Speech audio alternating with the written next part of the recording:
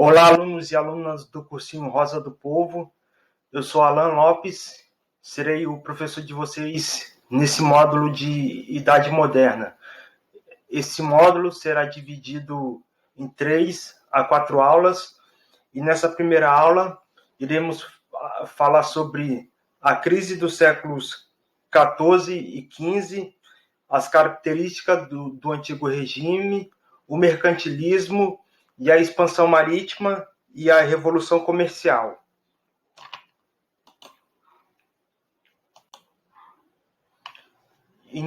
Iniciando a aula aí, a gente tem primeiramente a crise dos séculos XIV e XV, que é um período de transição ali da idade feudal para a idade moderna. Aí a gente vê nesse período que a convivência do feudalismo com o desenvolvimento comercial e urbano daquele período que estava nascendo, ele resultou em diversas crises que foram decorrentes da incompatibilidade desses dois sistemas, do feudalismo, que estava em crise, e do chamado capitalismo comercial, que estava nascendo. O feudalismo, nesse momento de transição, ele não atendia mais às expectativas, às necessidades da época, e ele só veio a confirmar a ascensão definitiva de uma nova ordem socioeconômica na Europa, que acabou por encerrar o mundo medieval. No século XIV, as guerras como a Guerra dos 100 Anos, a peste bubônica também, que dizimou grande parte da população europeia, esses acontecimentos acabaram por gerar uma grande conjuntura explosiva ali na Europa, com rebeliões de servos, fomes, massacres, falta de mão de obra. Já no século XV, a insuficiência de moedas e de mercadorias, juntamente com o elevado preço dos produtos orientais, impuseram à Europa grandes dificuldades que só seriam solucionadas com uma grande expansão que estabeleceu novas rotas comerciais com o Oriente.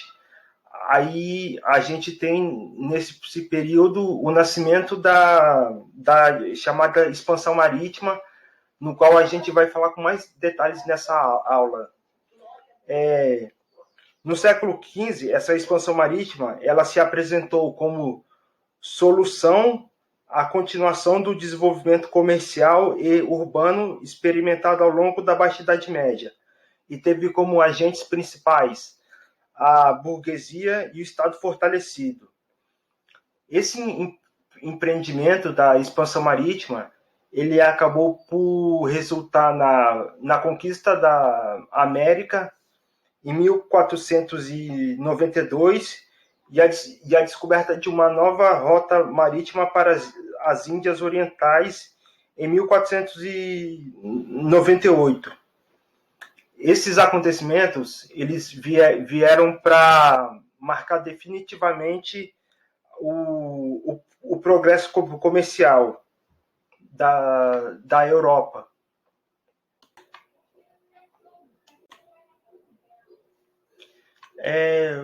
O século XV ele inaugura um novo período no processo histórico da Europa Ocidental. Foi um período de mudanças qualitativas na economia europeia e que abriram espaço para uma nova ordem política e social. Assim, o mundo moderno ele teve as suas origens no feudalismo, e ele evoluiu até culminar no seu oposto, que é o capitalismo. Em muitos aspectos, esse mundo moderno ele significou uma significou uma negação do mundo medieval, embora não fosse assim uma caracterização muito sólida, madura. Foi basicamente um período de transição e de consolidação das ideias de progresso e de desenvolvimento, que acabou por reforçar o pensamento racionalista e individualista, que eram valores da burguesia e que iriam acabar por demolir o universo ideológico feudal. Entre os séculos XV e o século XVIII, estruturou-se uma nova ordem socioeconômica denominada de capitalismo comercial, ou, se não, mercantilismo. Durante esse período, nesse contexto aí, a nobreza, cuja a sua posição social ainda era garantida por suas propriedades rurais e títulos, ela passou a buscar ansiosamente meios para se impor segundo os novos padrões econômicos. E, por outro lado, a gente tem a burguesia. A burguesia que, mesmo prosperando nos negócios, estava longe de ser uma classe dominante com prestígio, como era a aristocracia. E como desejasse exercer a supremacia do que se julgava merecedora por seu poder econômico, frequentemente a burguesia incorreu no paradoxo de assumir valores decadentes, como, por exemplo, a compra de títulos da nobreza. Foi apenas no final da Idade Moderna que a classe burguesa ela reuniu meios para edificar uma nova ordem social, política e econômica à sua própria imagem.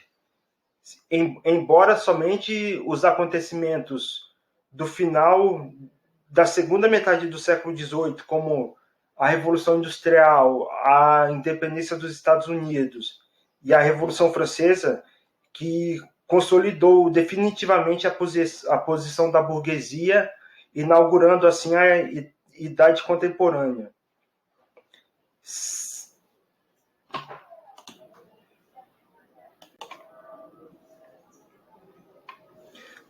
Com o início da expansão marítima e o declínio do feudalismo, afirmou-se na Europa o chamado capitalismo comercial ou mercantilismo.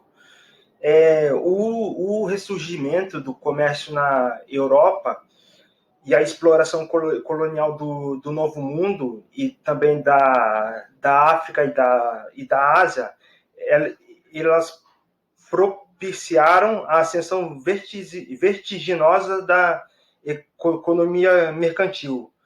A exploração do trabalhador e a expropriação de suas terras, elas possibilitaram uma gradativa e crescente ampliação da riqueza nas mãos de donos de terras.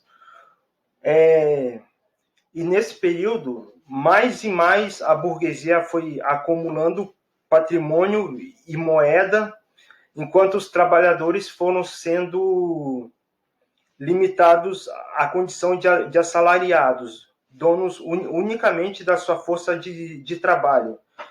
Sendo assim, a burguesia ela foi então se preparando para o completo controle dos meios de produção, uma coisa que só seria alcançada mais à frente a partir da Revolução Industrial. Um acontecimento marcante que nós temos nesse período foi o caso dos cercamentos na Inglaterra. No caso, assim, visando adequar o meio rural ao capitalismo comercial e organizar a produção mais eficientemente, segundo os moldes do capitalismo emergente, os proprietários lançaram mão de diversos recursos.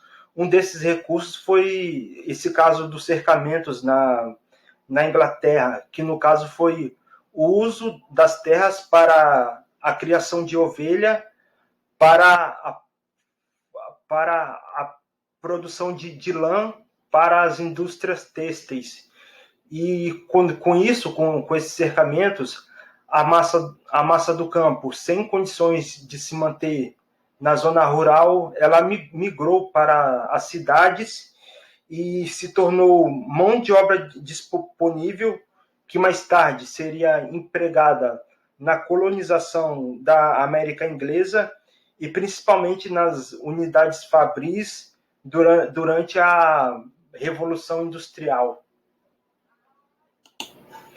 Já nas cidades, as relações produtivas elas também eram mescladas.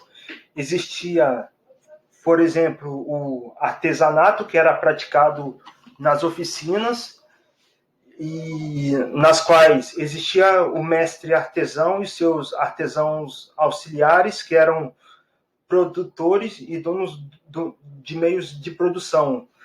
E havia também as manufaturas, em que se processavam mais relações de cunho capitalistas através da concentração dos meios de produção na mão de uma burguesia e também do pagamento de um salário em troca da força de trabalho do empregado.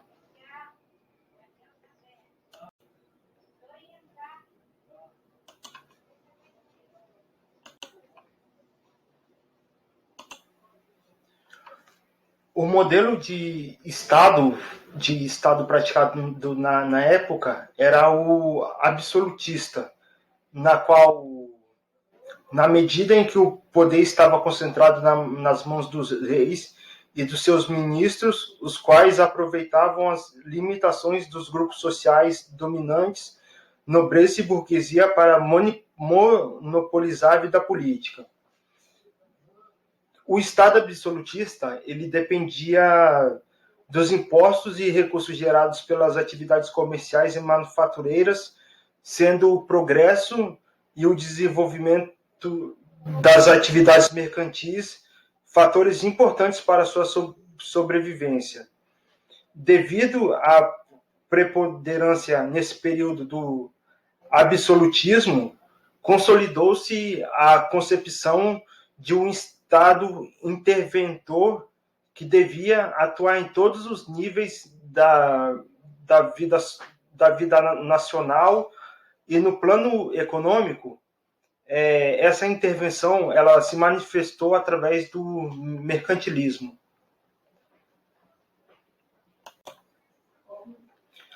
O mercantilismo, evidenciando essa íntima relação entre Estado e economia, o mercantilismo ele se caracterizou por ser uma política de controle e incentivo por meio do qual o Estado buscava garantir o seu desenvolvimento comercial e financeiro, fortalecendo ao mesmo tempo o seu próprio poder. Esse mercantilismo ele não chegou a ser uma doutrina assim, tipo uma doutrina exata, um sistema de ideias, um conjunto coerente de práticas e de ações. Ele foi mais um conjunto de medidas que foram variadas de estado para estado e que visavam a obtenção de recursos e riquezas necessários à manutenção do poder absoluto.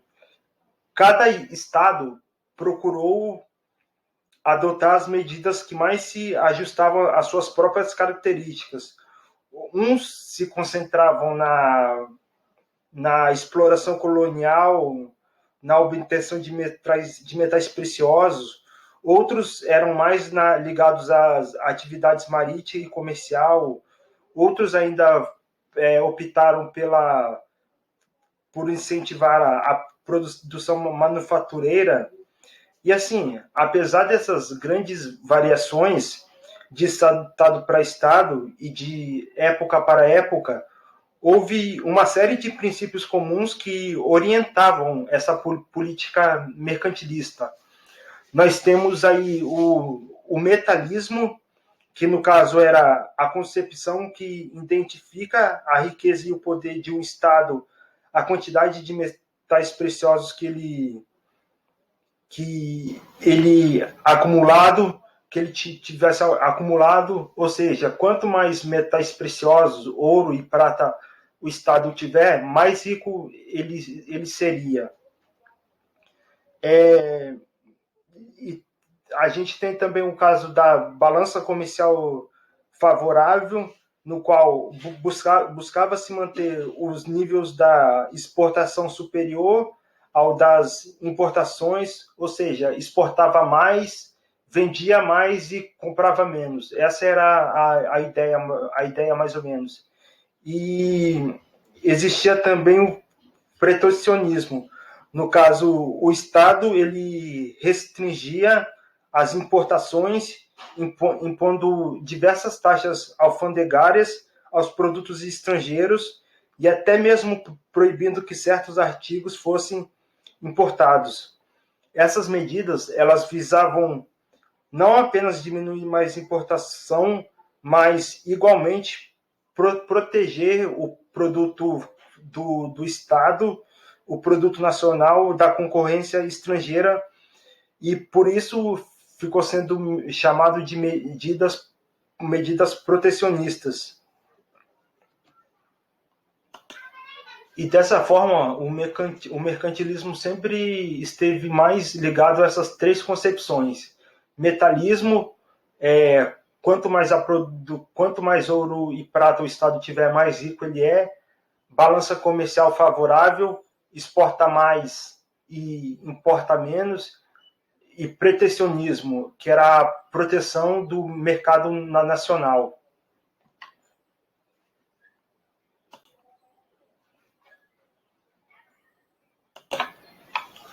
Nós temos aí, desde o início da Baixa Idade Média, as cidades italianas elas dominavam comercialmente o mar Mediterrâneo, monopolizando a distribuição dos produtos orientais no continente europeu.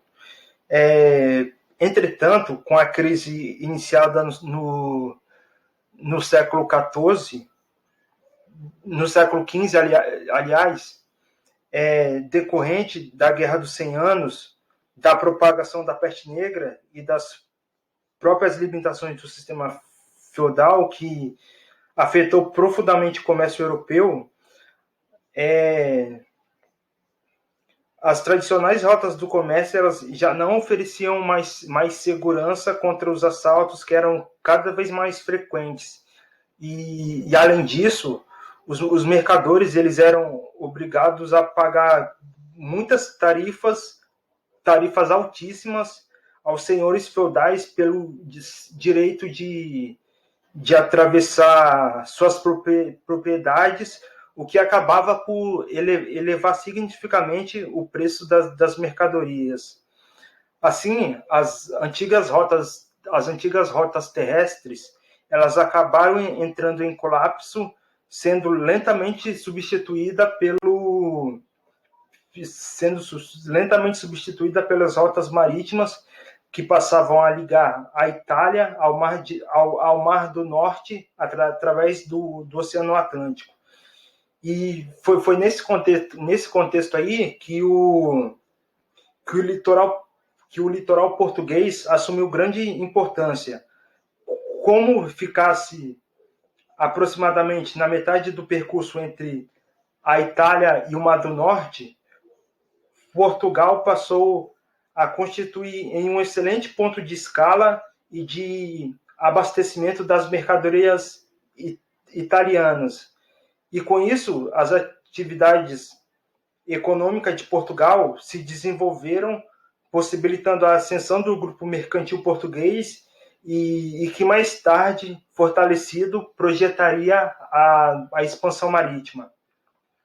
A própria monarquia lusitana, sob a dinastia Aves, ela percebendo o desenvolvimento percebendo a importância do desenvolvimento do comércio para o progresso de Portugal e para o fortalecimento do Estado, ela passou a estimular cada vez mais as atividades mercantis.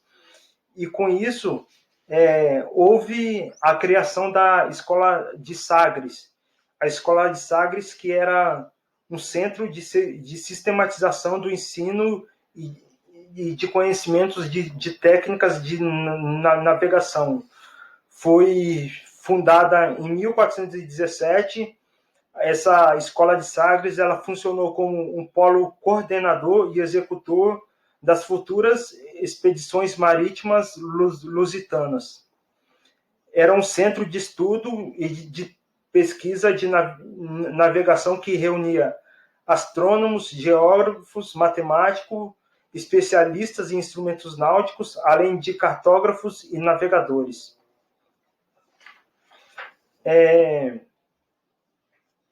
O mundo europeu, nesse período, abalado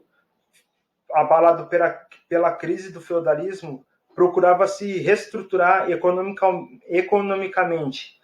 Ao mesmo tempo em que as minas de metais preciosos, que eram tão necessárias para o desenvolvimento do comércio, haviam praticamente se esgotado no velho continente, e o mercado consumidor dos produtos orientais eram cada vez mais limitados, pois o preço dessas mercadorias tornavam-se excessivamente altos. O monopólio italiano para obtê-las em Constantinopla ou Alexandria e o grande número de intermediários na distribuição elevaram demasiadamente o preço final, constituindo uma série de barreiras ao crescimento econômico. E para revitalizar a economia europeia, seria necessário, portanto, buscar opções para obter metais preciosos e ampliar as possibilidades de comércio, oferecendo produtos a preços mais baixos. Isso só seria possível graças à nova rota marítima para o Oriente e a conquista de outros mercados. Portanto, se tornava muito necessário dar início à expansão marítima, desbravando o Atlântico e contornando o continente africano. No entanto, os Estados europeus ainda não possuíam condições para essa expansão. A Espanha, por exemplo, enfrentava dificuldades internas e externas devido à falta de um governo unificado e à presença árabe no sul da Península Ibérica. Essas questões da Espanha elas só seriam solucionadas com o casamento de Aragão e Castela em 1469 e a reconquista de Granada em 1492. Outro caso, por exemplo, a Inglaterra e a França, elas estavam envolvidas na Guerra dos 100 Anos, o Sacro Império continuava fragmentado em uma série de reinos alemães e repúblicas italianas.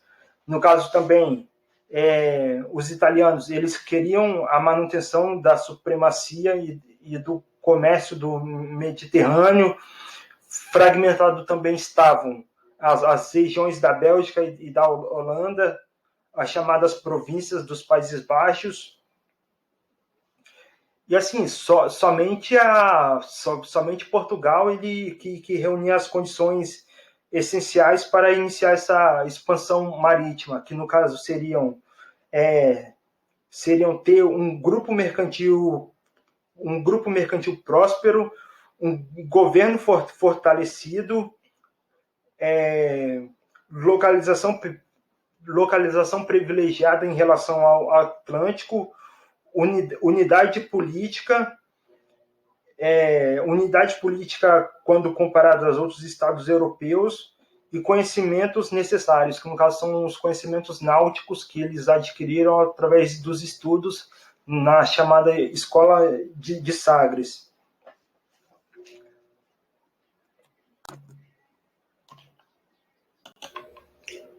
Falando especificamente da expansão marítima lusa, a expansão marítima de Portugal, com mais detalhes, a expansão ela foi iniciada em 1415 com a tomada de um entreposto comercial árabe, que é Celta, que fica no norte da África, como estão vendo aí no mapa.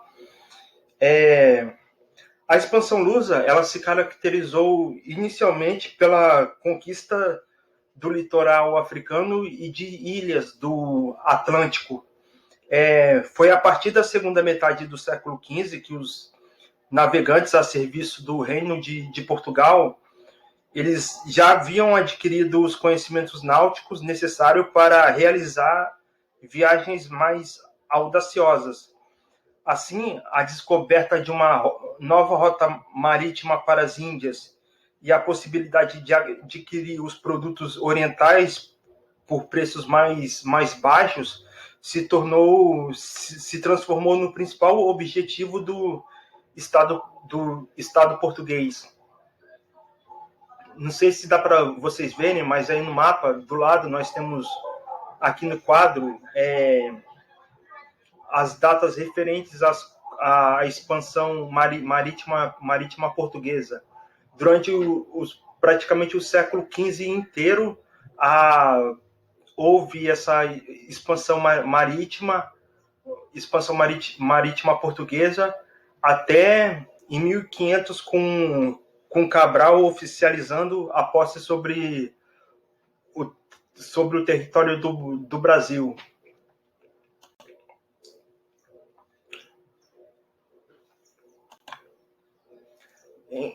Em relação à expansão marítima espanhola, a Espanha, ela, em 1492, ela superou dois grandes entraves ao progresso nacional, que foi a presença árabe e a divisão interna. Foi a partir daí que a Espanha ela passou a reunir forças para participar das disputas comerciais e da exploração do mundo colonial. Foi nesse mesmo ano que o reino patrocinava a navegação do navegador genovês Cristóvão Colombo, esse que está na figura aí do slide. Cristóvão Colombo, acreditando na esfericidade da Terra, ele defendia que seria possível alcançar as Índias navegando em direção ao Ocidente. Então, ele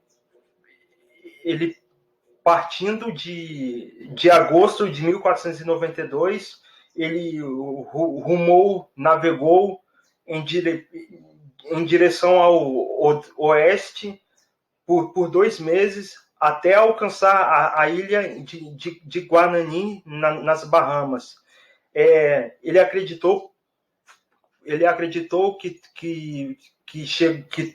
acreditou até então que teria chegado às Índias, e só mais tarde, em 1504, que o navegador Américo Vespúcio confirmaria que havia descoberto um novo continente. E com isso iniciava-se, desse modo, o ciclo de navegação espanhol.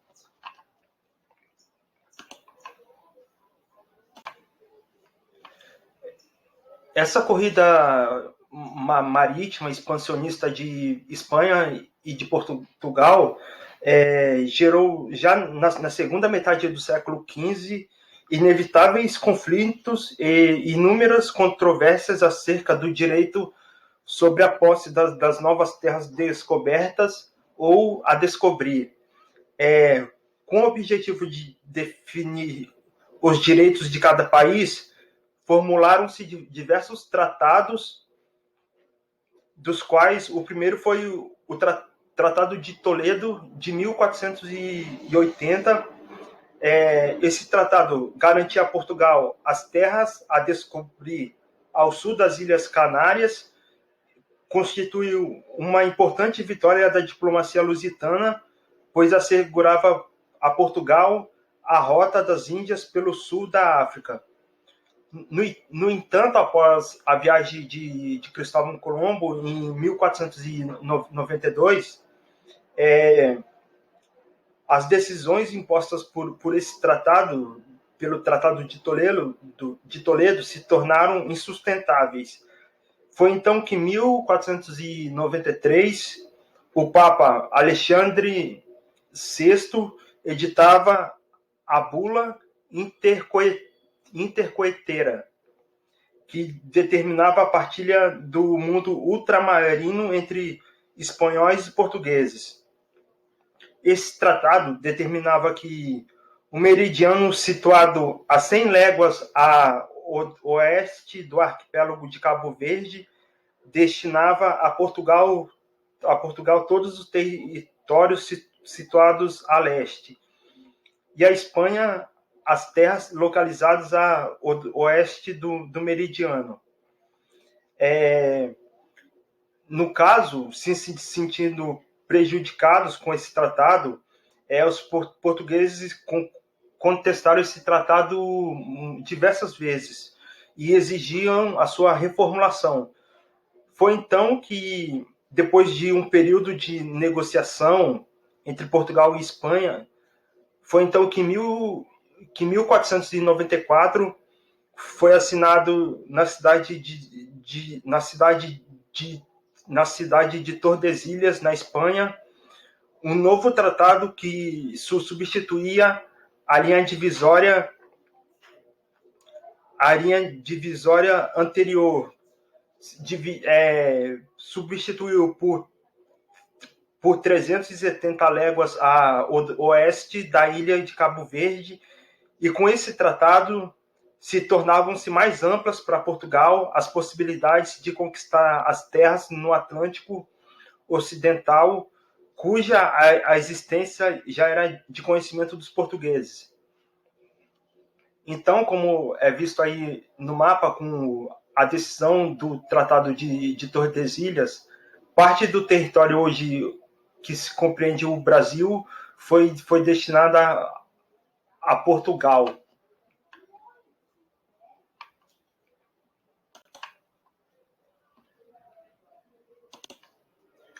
Foi apenas na segunda metade do século XVI que outros estados europeus ingressaram na corrida expansionista. Foi a partir do reinado de Francisco que a França passou a contestar vigorosamente o Tratado de Tordesilhas, realizando uma série de ataques piratas, especialmente contra a América Portuguesa. São dessa época as tentativas de invasões francesas ao Brasil, que tentaram sem êxito estabelecer no Rio de Janeiro e mais tarde no século XVII no Maranhão. A Inglaterra, durante o reinado de Elizabeth, organizaram-se diversas viagens de reconhecimento à América do Norte, bem como expedições piratas contra navios estrangeiros, especialmente espanhóis. Como proporcionasse altíssimos lucros, a pirataria, que foi bancada pelo Estado, ela passou a constituir a principal atividade dos marinheiros ingleses na segunda metade do século XVI. Foi nessa mesma época que a Inglaterra deu início ao lucrativo tráfico de escravizados negros para as Américas. Nesse contexto, os holandeses também participaram do movimento de expansão marítima, ocuparam a Guiana e as Antilhas e fundaram na América do Norte a cidade de Nova Amsterdã, atual Nova York, nos Estados Unidos.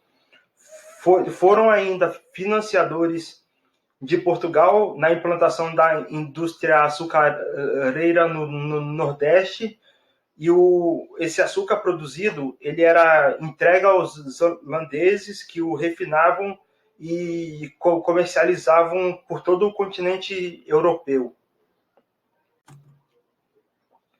Já finalizando, falando sobre a Revolução Comercial, nós podemos definir que a Revolução Comercial foi um conjunto de mudanças que se operou na economia mundial entre os séculos XV e XVII, consolidando de forma definitiva os alicerces do mundo capitalista. O mar Mediterrâneo, que constituía até então o principal eixo econômico europeu, acabou sendo substituído pelo Oceano Atlântico. O desenvolvimento de navegação através desse oceano possibilitou o acesso a vastas regiões do globo que até então era desconhecida dos europeus e tornou o comércio uma atividade de escala mundial. A exploração das terras americanas e africanas, ela se significou não só a ampliação das opções de comércio, mas também a maior diversificação dos produtos comercializados e a expansão dos mercados consumidores. Além disso, a descoberta de jazidas minerais assegurou o afluxo de grandes quantidades de metais preciosos, solucionando o problema da carência monetária europeia. E com a expansão marítima, o comércio europeu recuperou e ampliou seu dinamismo. A intensificação das trocas comerciais proporcionou enormes lucros aos grupos mercantis, que puderam aumentar continuamente seus capitais, reinvestindo-os em novos negócios. E foi essa a primeira aula do módulo de Idade Moderna. Eu espero que tenha ficado claro e desculpem qualquer equívoco aí na hora da fala, e é isso. Obrigado.